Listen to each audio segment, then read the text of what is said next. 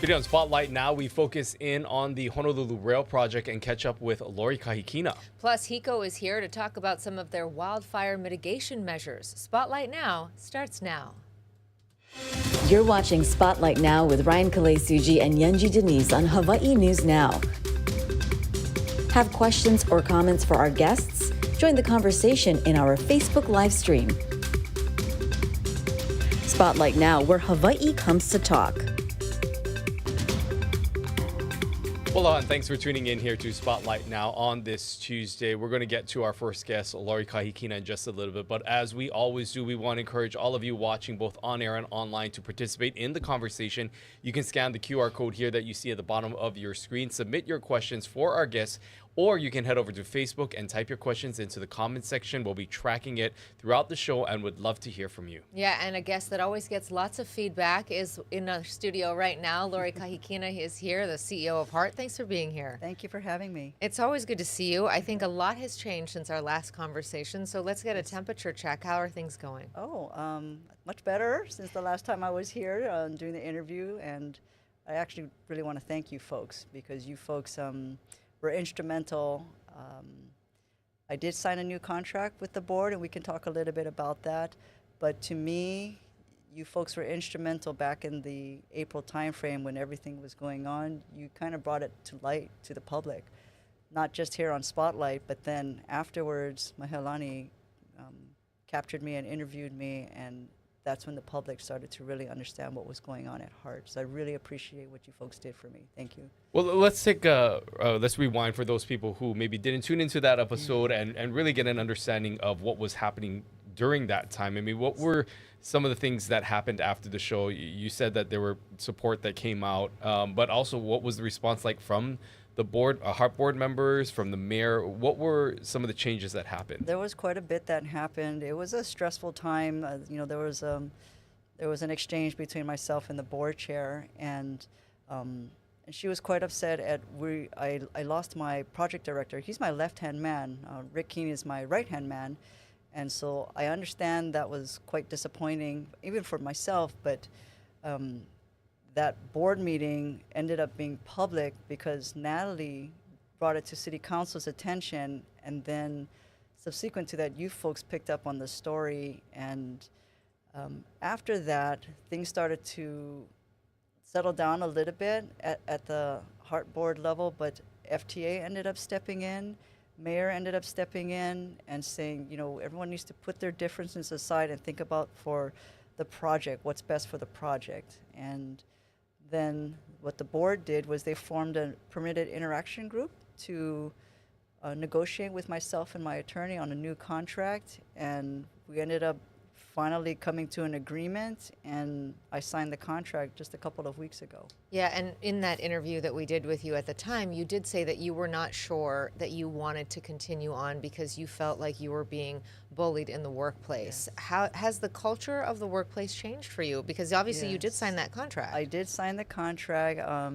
Things have gotten a little bit better. I think we can both sides be professional and put the project first and put things behind us, but we still need to, conduct ourselves professionally on both sides so that we don't have this unnecessary attention brought to us. When we have a big major construction project to do, we don't need all this ancillary noise ongoing. Let's talk about some of the requirements that were included within this negotiation process and with this new contract, which includes I believe some leadership training. What was your reaction to that, and what does that realistically look like for you? Sure. When I first saw the requirement, and it's a strict requirement, meaning if I don't fulfill the leadership CEO training, I do lose the contract. I do get fired.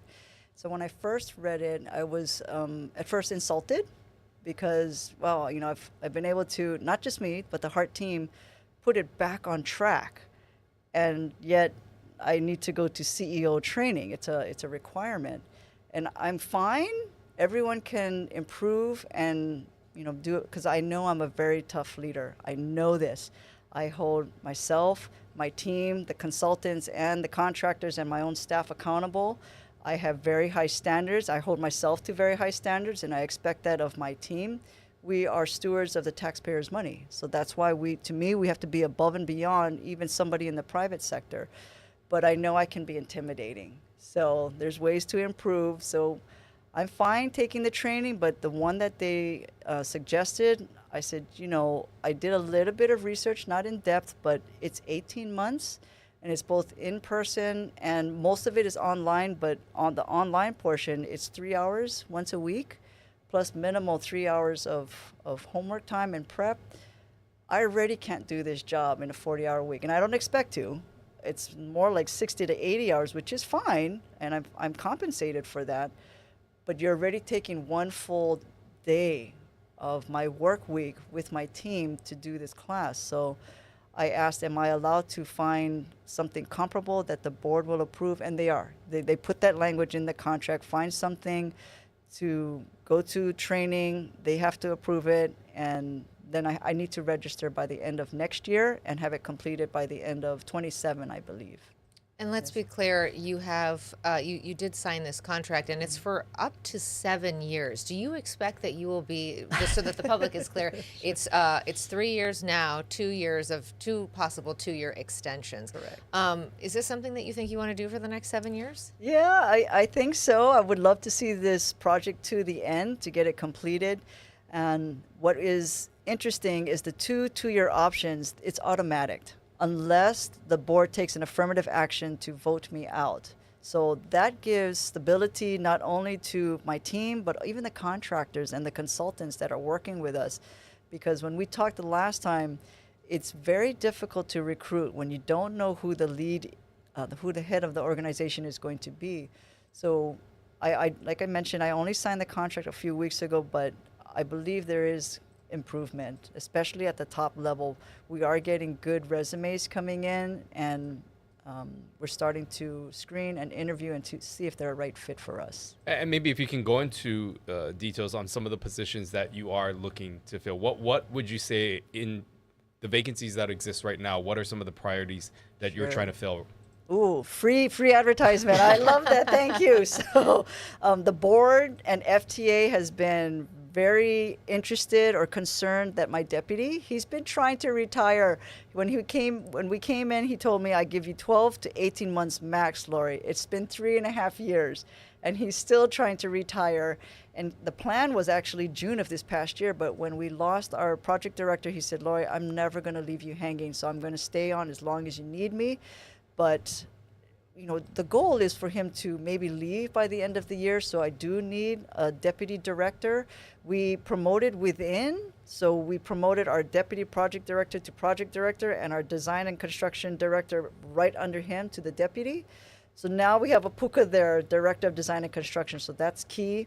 As we're going into City Center Guideway Station, we need I'm calling it a resident engineer, but it's bigger than that. It's a big project manager to deal with the contractor and all the subcontractors and all the utility relocation still ongoing. So that lead right under the design and construction.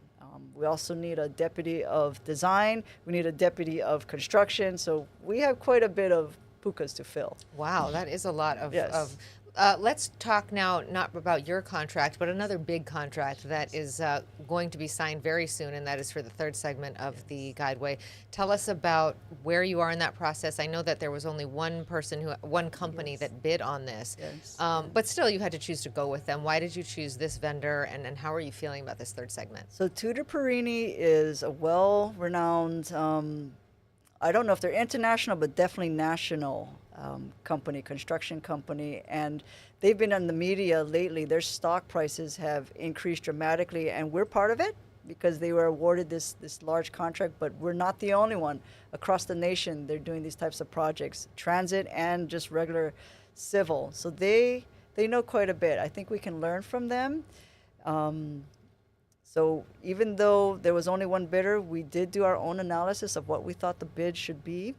And it came in a little bit higher than what we anticipated it, but we were hoping it could stay at our number of 2022, which was 1.3 billion. It came in higher. We did award at 1.66 billion, but there's still it's very challenging work that we're going to be encountering. We're going to be in the most congested area of downtown Honolulu. Out on the west side, it's easy. There's a lot of land, a lot of space that we can work, and there's not a lot of utility conflicts. So it's going to be challenging on both sides. And so we do need to partner with them. They're a tough contractor. Nothing like anything that we've had here in Hawaii. Their reputation is very change order oriented. But I met with Ron Tudor himself, and I said the only way we're going to get through this is both of us being successful. So we need to partner and not be adversarial, which we've been able to do with our other contractors. We actually are having them move into our offices. One, that's how we were able to save some of the money that on their bid, but also major collaboration. So we're moving all of our staff. We have 4 floors in our building, and we are consolidating into 2 so that Tutor Perini can have a floor and a half. So our designers are there, contractors, the construction managers there, all of Hart is there, so we can collaborate with one another on things are going to come up. There's always going to be issues that come up, but we need to solve these problems, and we need to solve them quickly.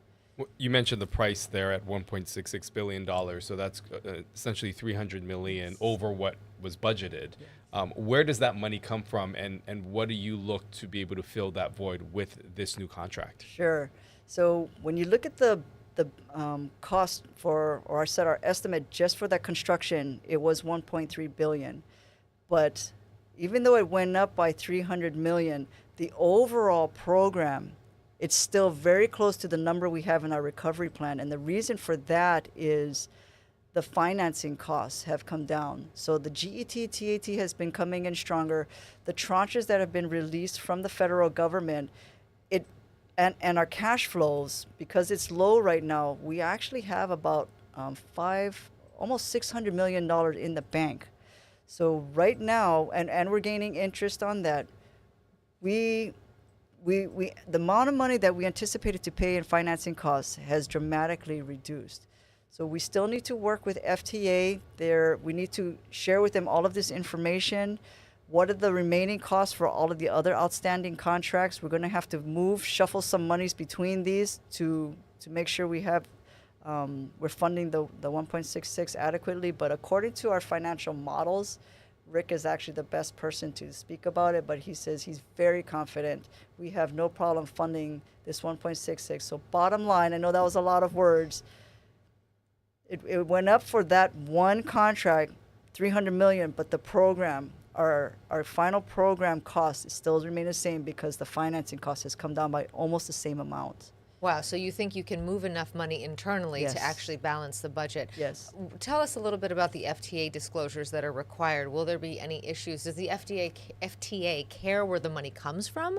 Or, are they going to be upset or have an issue with the fact that this bid is $300 million Yes, higher? so they're very much aware when the bid came in.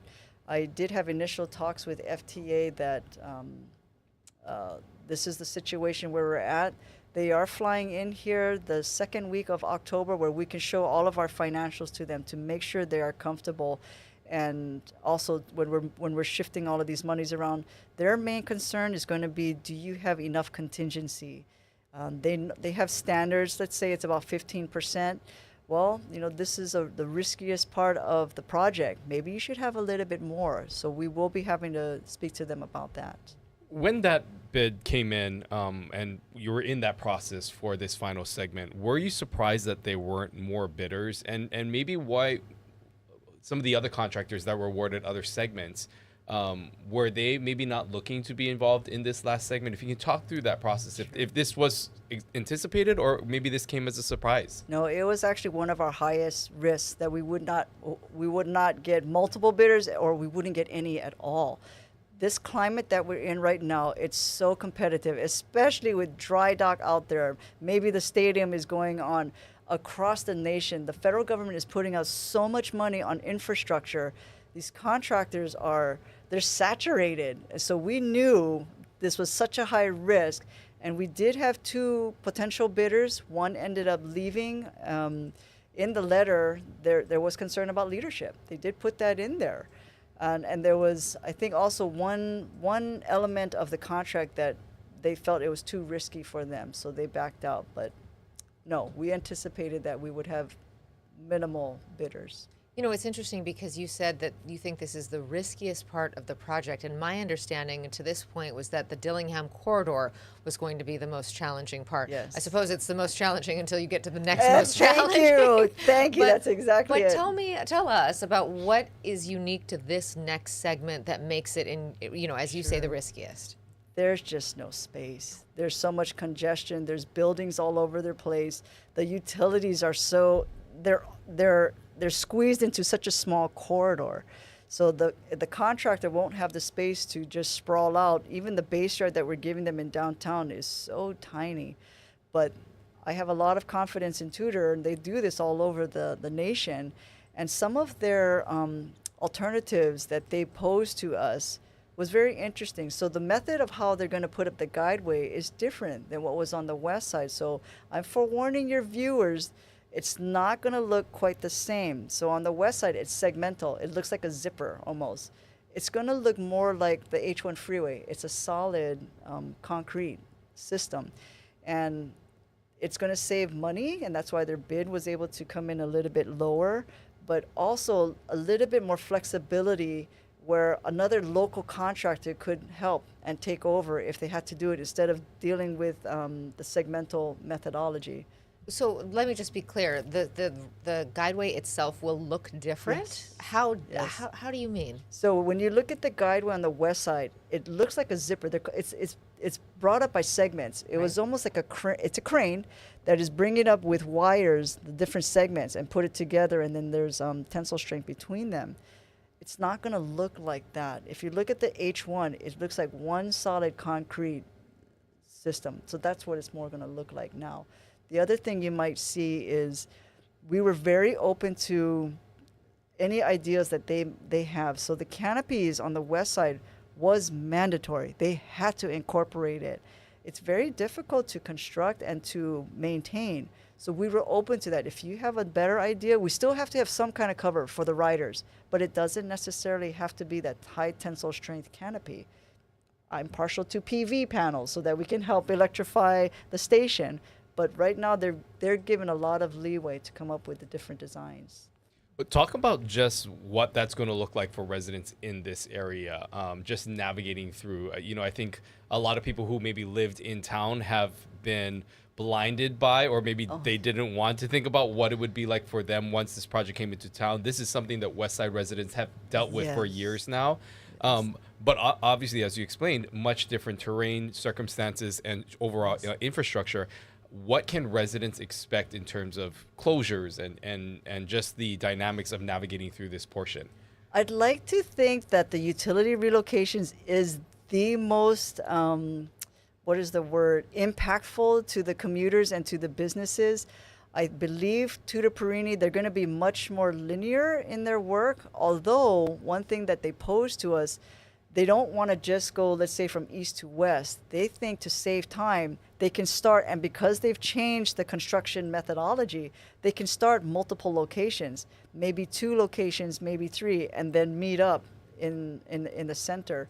So even though, like I said, I'd like to think that the utility relocations was the most intrusive, maybe not, because Tudor might want to start in multiple locations simultaneously. I'm just thinking about all that downtown traffic in the morning and in the afternoon and what that is going to be like. What are the time frames here? When is this actually going to start? I don't think that's been set yet, but normally to shut down roads, we need DTS and HDOT's approval, and it's usually 8:30 to 3:30. On the Dillingham corridor, we have been blessed with 24/7. That's why you see the whole road is blocked 24/7. So it may be that. So I don't know that yet. And when will we actually start this? Oh, okay. So shovel to ground. Right now they're doing the design because it's a design build, but Tudor Perini is anticipating shovel to ground June 1st of next year. I'm like, whoa, that was much faster than I anticipated. I was thinking end of next year.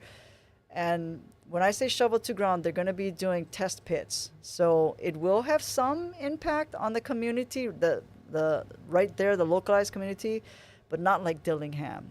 And then maybe the following year, you'll start to see major construction. Let's talk about Dillingham and what's going on right now there. What can you tell us about an update there? Is everything currently on schedule with the progress that's being made? Have there been anything else that has popped up during this time? How are things going in that section? I am really proud of our team, the Heart team and the non-team. I try not to get too into the weeds with them, but last week I sat in. Every week they have a construction update meeting, and whenever there's issues that need to be addressed, that's where they're solving them. And I was just very pleased at the attitude of our contractor, okay, we have this issue, but we think we can solve it this way. This is where we need your help, Hart. Can you talk to maybe DTS or DPP to help get the approvals? It was problem solving all the way, and I was very pleased with that. So as of today, they are on time, on budget, and we're about halfway through that contract. So fingers crossed we will still be that way 2 years from now. And let's talk about turning over this next segment. There's a lot of people who are anticipating that just because it does get us so much closer, and the airport and all of that. So what are we expecting for our timeframes on that? So the infrastructure part is supposed to be done first quarter of next year. Actually, if you remember in the news, STG, we were almost going into litigation with them, but we were able to settle. And in that settlement, they were supposed to be done in February. They are behind schedule, obviously, but the good thing is they've allowed Hitachi to come and co-locate. So Hitachi has been pulling all of the communications, the cabling that they need for back at the stations and back at the rail operations center. They're about over 90% complete with their infrastructure work. We need STG to get out of the way. We want to start trial running. If you remember the first segment, we want to start trial running also first quarter of next year so that they can do the trial running. This one's going to be much more intricate than the first segment because we're live. Segment 1 is live. We need to bring that down, integrate segment 2, and bring them up together. It's not easy compared to the last one. But we're still hoping to hand this over to DTS at the end of this year. I think you folks have already seen trains coming over second segment, so that was really exciting for us, big milestone. That third row has already been energized. So now, before when we're pulling it out manually just to test everything, and now it's running on its own. So they are starting preliminary testing on that second segment.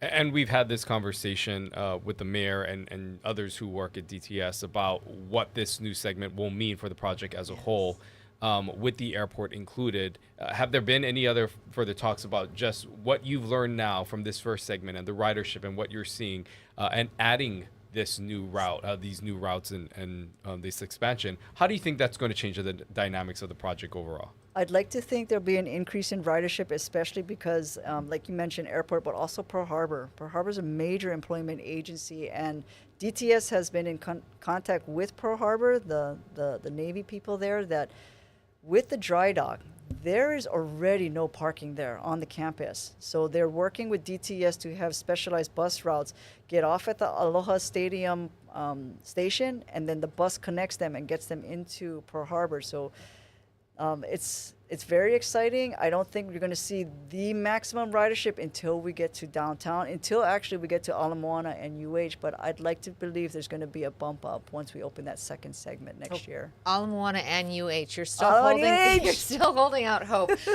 Tell us about those ambitions and how likely you think that actually is to pass. I believe Ala Moana is very likely.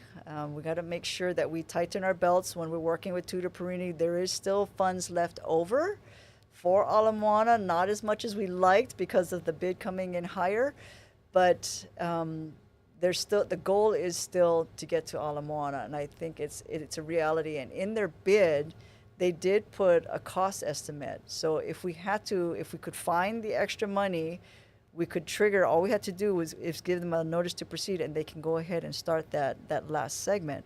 Now, going beyond that, it really is not Hart's authority to make that decision.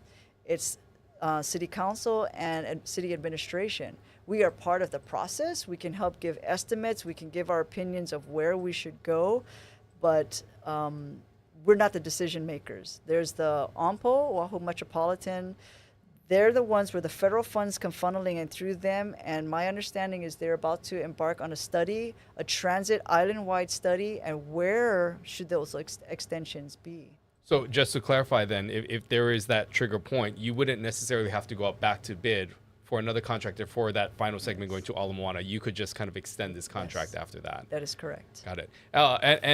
You know, just when you're looking at some of the lessons learned, obviously, because in the past we have seen issues and we've read about them with the frogs. I mean, we never thought that we would be using those type of specific terminology ourselves, but it's become so popular. When you look at some of the things that have come up with the other segments, how are you ensuring that these contractors that are coming on are aware of some of the other things to make sure that some of the mistakes that were made or things that happen aren't happening in this next segment? That's a really good question, because FTA asks that us all the time. And in fact, whenever we meet with them monthly, we meet with their project management oversight consultant, and we meet with FTA quarterly. There is a log that we have in our database, and that log is accessible to our contractors. Look, this is what we encountered on the west side. Do not repeat. And it's also for our staff too, our consultants. This information is available for everyone, and we need to learn and please not make mistakes. Frogs and cracks in the hammerheads was very public, but there's a long list of things that we learned going so we don't repeat going forward. I'm interested also because this next segment, this third segment, is so close to the water, on how you're taking into account, and I know this has been part of the conversation for a long time, but sea level rise. And I'm thinking about Dr. Chip Fletcher, who's been on this program. I know, we love him, such a bastion of knowledge. But what's so interesting about what he talks about is not just the inundation maps and looking at the water rising, but also underneath, right? And we know that so much of this project is really, is grounded in the ground. And so how are you taking that into account? And you know, when you look at some of those estimations, I mean, they're fast. Yes. So how is that factoring in? Our structures will be fine. The columns go so deep and they hit hard substrate, so they'll be fine. I am worried, if I'm putting on my E&V hat, it's the utilities underground that I really worry about that. In fact, we were just invited to a One Water meeting that's going to be happening next week, and that's cool that they finally thought of HART, because I wouldn't have. Honestly, if I was putting together this One Water meeting, I would not think to include HART. I'm thinking of sewer, water, storm drain. But we are one island. We need to think of all of our infrastructure and how we're going to incorporate that. But as far as us, we have already taken into account, and we're elevated too. But it's the other infrastructure that I'm worried about, and how do we tie in, especially our stations, with the other utilities. Well, we're going to be speaking with Darren Pai from HECO just after your segment here is done. But I'm wondering what that coordination looks like with HECO, especially with some of the infrastructure things and challenges that they've had already in areas like downtown. What is that coordination like with the utilities side when you are going to have to navigate through what you've already described to be some tight spaces? HECO is one of the major stakeholders of ours, and we meet with them. Our teams meet minimal 4 times a week on different subjects. We have the 138 kV, we have CCUR, City Center Utility Relocation, but we have one big coordination meeting that covers all of the topics. And we meet weekly. It was Zoom, but now I asked the executives, you know what, we need to start meeting in person. And so all of our team goes over to meet at the HECO offices to make it convenient for them. I went last week, was my first time. I'm missing it this week for this spotlight, but we work hand in hand with each other. They do the designs, we do the construction. We need their approvals on certain things, but we are tight hip to hip. You know, there's a comment here from a viewer, and thank you for those of you who do write in. And I just want to read it and sort of also follow up with my own question. So he says, is the rail making money? How much money is it losing? And what is the anticipated numbers? Basically, when will rail be breaking even at least, or do you anticipate taxpayers subsidizing costs to make rail run when it is losing money forever? Now, we know that this is more of a city and county question, of course, because they're responsible for the operations.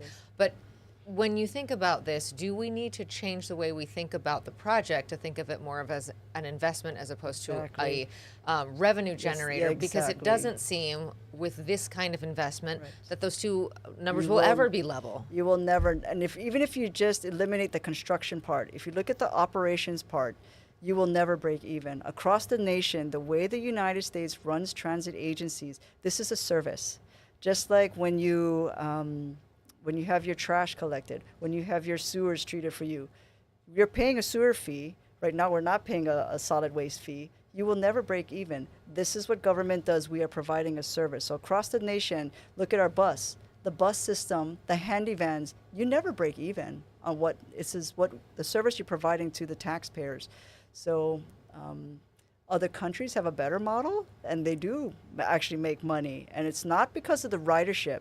The fare box is not where you're going to make your money. It's what they're doing with the land adjacent to the stations. They have shopping centers, restaurants, all within the station, adjacent to the station, and the government owns those properties. That's where the money is coming from. You will never break even on the fare box. You know, our time is almost up, but I just wanted to allow you to maybe provide a projection of how you think things will be moving forward, because obviously the last time we spoke to you there was a lot of uncertainty. Sure. A lot of things have changed since there for you as well as for the project. Your outlook right now moving forward? Very positive. Of course, even if things are negative for me personally as a leader, you got to try and keep things positive, but unfortunately it was so public. So I try to keep it upbeat for our team, but awarding this contract, this is the furthest we've ever been on the HART project, and we have such a solid team, and I think it's good, and the relationship with the board is improving. We have 2 new board members that are starting, and so I'm hopeful for things going forward. We always appreciate your candor and all your time. Thank you, Lori Kahikina from HART. Thanks for being here. Darren Pai from HECO joins us right after this break. Stay with us.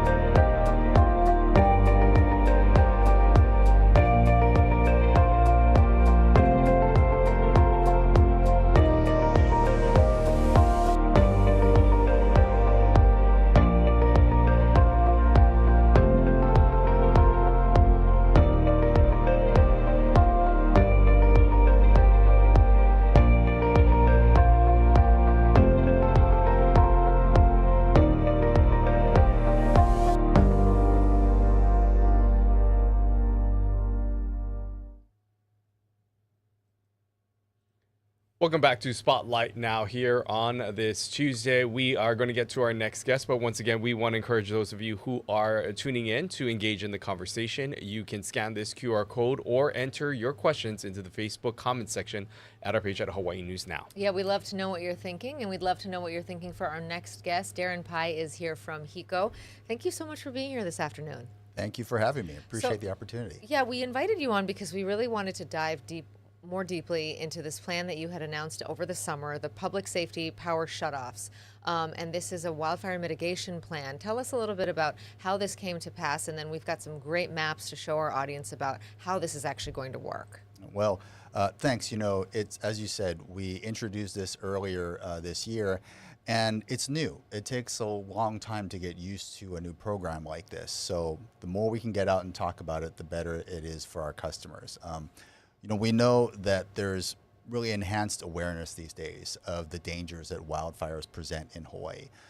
Last year, the Hawaii Emergency Management Agency ranked wildfires as the #1 hazard, that our state faces. Something like a hurricane is a possibility, but if you look at history and the statistics, wildfires are almost a certainty to happen every year. So, having more procedures, more technology, and better improvements in place to deal with the hazards of wildfires is something that's really important to keep our community and our customers safe. This program, Public Safety Power Shutoff, is something that's been done in other states very successfully for a number of years now.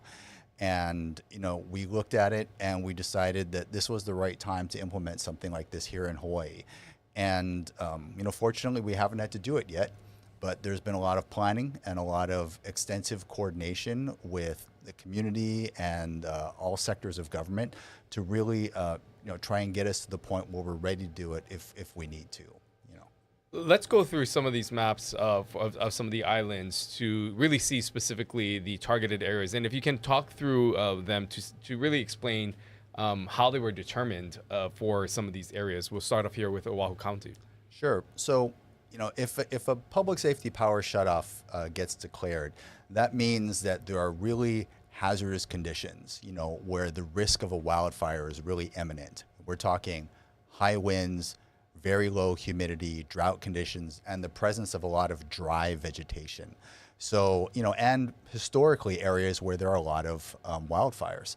So we looked at all of those factors on each of the islands to determine, which areas are probably the most prone to having a wildfire that might, have some interaction with our power lines. So on Oahu, you can see, we work with some national consultants, and they helped us determine that, over here on the west side of the island, in the Waianae area, and also up towards Ka'eno Point, these are the areas where we determined are most likely, those would be the areas that would have these conditions. And so in the interest of safety, we might proactively turn off the power in portions of these areas. And here we are, we're looking at Maui County. And do we know, when I was reading the parameters in terms of what you would what would trigger this, it was a percentage of humidity and weather conditions. What else? And how much notice do folks get on this? And how long will it last? I mean, of course, it's situational dependent, but generally speaking.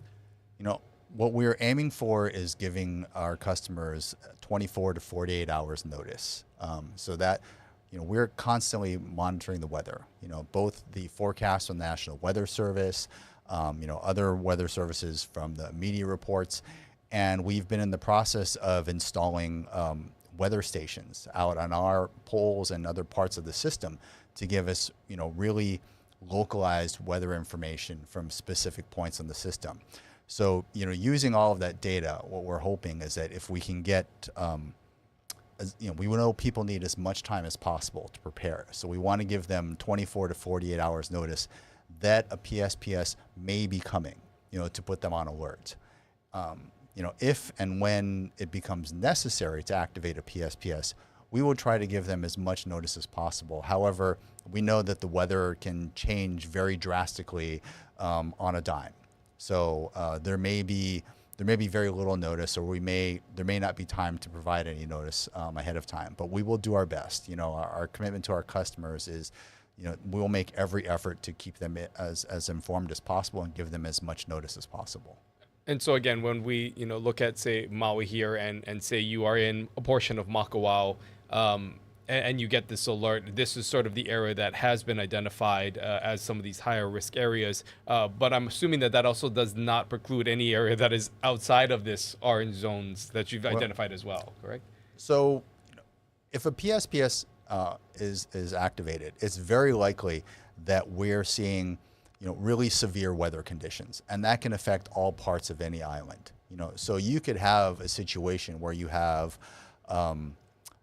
high winds knocking down trees in another part of an island, and they're as you say here on you have the Big Island map up, right? We could have really high winds further south, knocking down some power lines or knocking down some poles, causing an outage there. And as a precaution, we might deactivate the power up in the colored areas of the map here that you see, up towards Hawaii and other parts of the northern part of the island. So it's really hard to speculate, about a lot of hypothetical situations, but our commitment is to give our customers as much advance notice as possible. What struck me about looking at these maps is that these are large areas. So we're talking not only about, individual customers, we're also talking about businesses. I believe it's like the entire town of Waimea on Hawaii Island is in one of those zones right there you see. So when you look at that, if you're a business owner in that area, what do you suggest that they do to prepare for this? I know 24 to 48 hours, but if you've got a fridge full of produce and food, what has been the recommendation? Well, generally speaking, we advise our customers to prepare for a broad range of emergencies, and if you're prepared for a hurricane, you're prepared for PSPS. That the same kind of preparations you would go through, whether just in your household, that as a residential customer, or as a business, those same type of preparations you would make, whether it's having emergency food supply at home or securing your inventory and making sure, all of your important documentation is secure or something, at work, having an emergency plan for your employees, you would do that for a hurricane, and that's a practice that's been in place in Hawaii for since before I was born, right?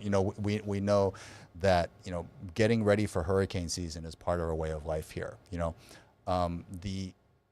Historically, the highest, you see wildfires during the summer months and the later part of the year. So that sort of falls within the time frame of hurricane season. So what we advise our customers is, don't just plan for one emergency, be prepared for all the different possibilities, that could happen here in Hawaii, because the same set of preparations will get you generally ready for those things. And let's say that there is, an outage that needs to occur. How do residents maybe get compensated? Say that you are a business. Is there that process that exists for them too, as we've heard with other outages that have happened to other businesses? What is sort of the protocol for individuals who maybe lose out because of power outages? Yeah. Well, with any type of outage, a customer can file a claim, and there is a very specific process that's governed by rules that are approved by the Public Utilities Commission. And those rules state that in any outage, a customer can file a claim for, damages that they feel they've incurred. So there are instructions on our website for filling out a claim. And, each claim is evaluated, looking at the circumstances of the outage. So, if something like this happens, and customers want to file a claim, then they're free to do so. And, we'll go through the process and follow the rules that are approved by the PUC. So there's the business side that we talked about, but let's talk a little bit about the individuals. I'm just thinking about folks who are perhaps needing medical equipment that has to be plugged in on a continuous basis. I would imagine that you would suggest generators, but what are some of the backups that you're suggesting for these folks who may not have thought about this in the past? We're glad that this issue is being raised, and raising this awareness, because as you just suggested, there may be some people who haven't thought through this process. So we really encourage them to do so, to work with their, either a healthcare provider or someone else to help them figure out an emergency plan. Backup generators, backup power supplies, Those are all possibilities. In a PSPS, unlike a hurricane, you don't have to stay at home. You can go to another location outside of the PSPS zone. So if your backup plan involves, going to a relative's house, where you can use their power supply that's not affected by the PSPS, that's a possibility that people could consider. But we also know that information and notifications is really critical for these customers. So we do encourage them to sign up with us, to get, we have a special program just for medical needs customers to get notifications. And so we encourage them to go to our website to sign up for those. I'm wondering what kind of tools and resources that you're using to make that determination to activate this, whether it be through, I believe you said there's new camera devices. How do you determine the severity of a situation by using some of these tools? Well, that's a really great question. And as always, the answer is, complicated. But we look at a combination of things. As I mentioned earlier, we're always monitoring the weather. We're looking at sources like the National Weather Service. If the National Weather Service issues a fire weather warning or a red flag warning, that means that we will, be on notice for the possibility of a PSPS. A red flag warning does not automatically trigger a PSPS, but it means that there are conditions that are present that we need to be alert for the possibility of one. And we saw that just recently with the approach of Hurricane Hone. The National Weather Service issued a red flag warning, and we issued a press release and gave out notifications to our customers that that a PSPS was a possibility. So that's one area where we have other technology that we've looked at and invested in to help us get more information and build more awareness. We have a new network of high-resolution video cameras that use artificial intelligence to continuously scan high-risk areas for any signs of wildfires or smoke. And in about 3 months, they've already identified dozens of situations where there have been, signs of smoke, signs of flame, any other kind of anomaly. Those get reported to the fire departments in each respective county and investigated. So it's already starting to demonstrate that, it's a sort of an early detection system. Also we've installed a network of weather stations, and the reason why they're important is, the National Weather Service is invaluable. But what we've learned from talking to other utilities is that you need to have that information, and it also helps to know how fast the winds are in the areas where you have your poles and lines, not just where the National Weather Service is getting its data from the airport or something like that. And if the wind is blowing stronger out where your lines are, then you might need to take more proactive steps. So, we're investing in these weather stations, and that can give us more information to help make these decisions as well. The network of cameras that you have is just phenomenal. I had a chance to go on your website and just start to look.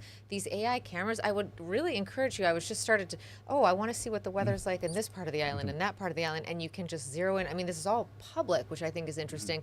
Also, people can look up their own address to see if they are in this, potential zone. That's one thing we've learned from talking to other utilities is that people are interested. People want to have access to the information, because they're engaged and they want to know more.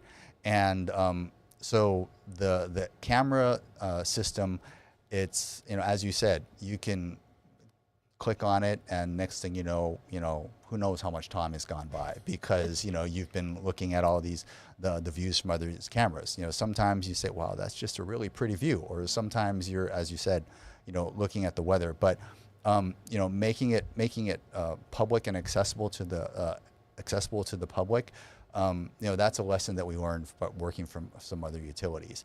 And also, having searchable maps. That was feedback that we got directly from our customers as we went out and held community meetings and talked to government agencies and others.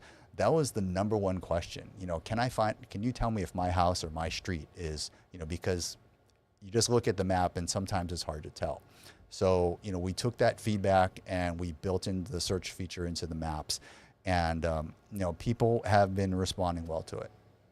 What can you tell us about just what you folks have learned as you unveil and roll out these different types of programs through everything that has happened over the last few years, especially, of course, with Maui and other wildfires that you have seen over time? What are some of the things that you've learned and integrated into these systems, and things that maybe you want to continue to look to improve on moving forward? Well, one of the key things what you've learned is that wildfires, the awareness of the hazard of wildfires in our community has obviously grown exponentially, and people are becoming aware that it's a problem for our entire community. That it is not just the firefighters' job to go out and deal with these fires. We all need to be part of the solution. We need to be, our role as an electric utility is, try to operate as safely as possible, and take the steps that are needed to protect the community. We really encourage our customers to be prepared, to make sure that they have what they need, so that if there is some type of hazard, not only can they can they be secure in their homes and have the supplies that they need, but also consider things like evacuation plans, and as we talked about earlier, go to someone else's house, if you need to use their power for whatever reason. So, but really, I think that one of the key lessons is that, we're all stronger together as a community, and that solving this problem is not any one agency's job.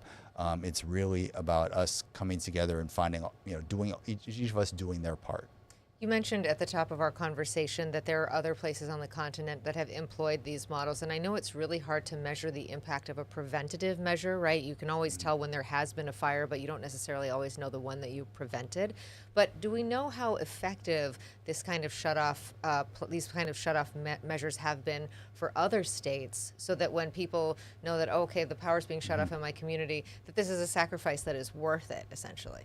Sure. I mean, that's a excellent question, and I think it varies. I don't have the specific information for different utilities. I do know that, for example, the camera systems, that was tested in California with CAL FIRE, and there they saw that the cameras were identifying potential fires, 30 to 40% faster than 911 calls would come in. So, it would improve response times and improve CAL FIRE's ability to go out and fight these fires. We looked at those kinds of data points. The PSPS has been shown to be an effective measure, in other states with other utilities. Sometimes it can become a challenge to really evaluate the effectiveness of something, because if you have weather conditions that necessitate a PSPS, then you may have widespread problems all over, your geographic area, not just in the sections of the maps, sections of the islands that we were looking at earlier. If we have winds 45 to 50 miles an hour, hitting Oahu, they're not just hitting parts of Waianae, they're hitting the whole island, so you may have outages for other reasons in other parts of the island.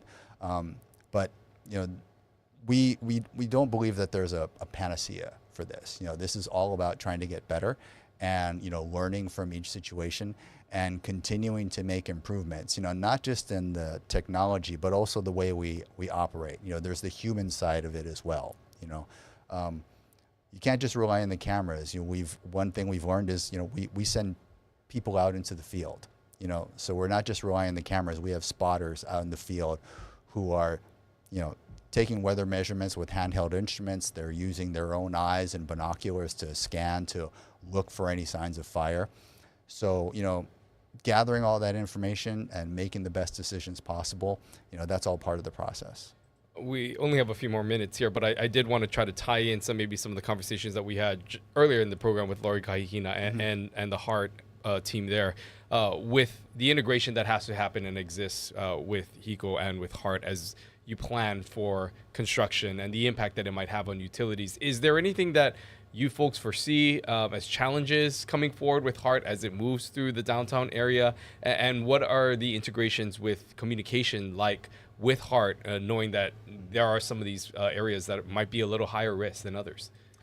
Well, we know that the construction is, extremely impactful to the community. It's very disruptive. It stops traffic.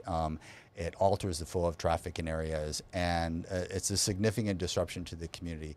We know that the relocation of utilities is a big part of that process. I believe Lori spoke about that moving the power lines, the telecommunication lines, the poles that carry them, in order to make room for the guideway, that requires extensive coordination. And so, we've been working with HART on this for years now, well before it ever reached the Dillingham corridor, the planning began.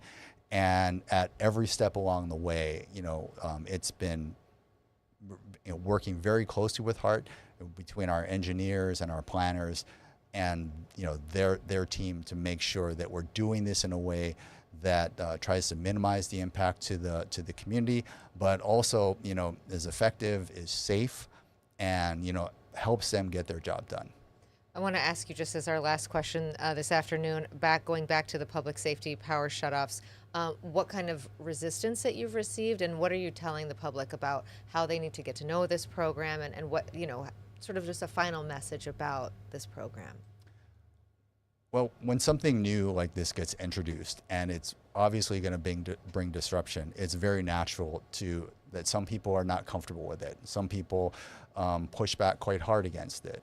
And what we try to let them know is, one, that this is a last defense for us. Really, this is only going to be done in situations where everything else has been exhausted, and we're really trying to take this last step to do as much as we can to keep the community safe. Also, when you look back historically, when you look at the number of times a red flag warning has been, called, the number of times when you have, these really high wind conditions combined with really dry conditions, during some of the peak times of year, it doesn't happen that often. Still, we do know, as we talked about earlier, that the risk of wildfires is ever present, and so really it's having a conversation with people and helping them understand that, the PSPS is not something we're just going to, reach for the trigger for, that there are a lot of other measures that are being taken first, and really this is the last line of defense. Okay. Darren Pai, thanks for being with us. Yeah, we want to thank you. We're just going to actually have you stand right there. We're going to sign off here. We want to thank everybody for tuning in. Again, if you miss any portion of this interview with Darren Pai or with Lori Kahikina, you can always catch it on our website at Hawaii News Now. Of course, we got an update from Lori on the rail, and we'll have more coverage of that moving forward. Next week, we're going to be focusing in on tourism. That's right. The Hawaii Tourism Authority has its annual conference next week. Mufi Hanneman, among other tourism leaders, will be joining us, talking about sustainable tourism and what that actually looks like, and also what are the numbers when it comes to visitors in our community. We hope you do join us then. We'll see you right back here next week, Tuesday. Aloha.